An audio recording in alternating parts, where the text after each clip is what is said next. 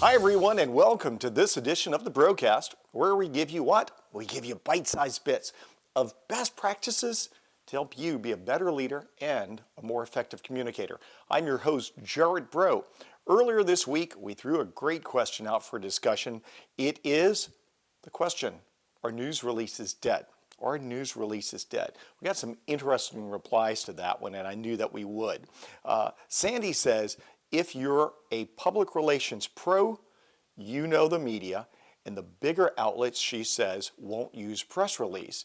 But she emphasizes that many of the smaller ones will use that press release word for word, and even some of the mid-sized markets will still do that, still use those. Enzi says, keep turning them out. They're still useful. You just need the right hooks or the right gimmicks. You have to have a good reason.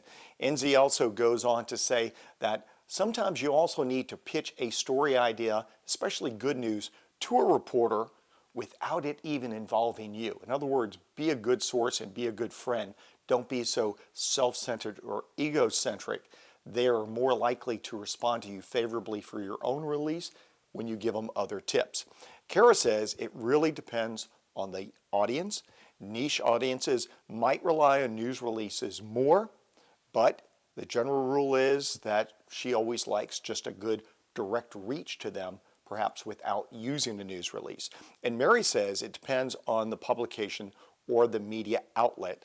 She's heard people say, I hate press releases, and she's heard this from more than one publication. My own observations are this. I've heard people say, I hate press releases. I used to say that. I used to take press releases and throw them straight in the garbage. And the reason was they were poorly written, they were egocentrical, and they would say things like, the president of company XYZ is excited, pleased, and proud to announce today, blah, blah, blah, blah, blah. In other words, the press release was self-centered toward the corporation and not externally focused in what will this announcement or this change or this benefit be to the audience. Ultimately, the challenge for the media is they want to report on stories that affect their audience. So when you write a news release, write about what's in it for the audience, not what's in it for the corporation. I still believe press releases are valid if they're well written. I especially think they're true in an age where people are often misquoted or taken out of context if you write it in AP style.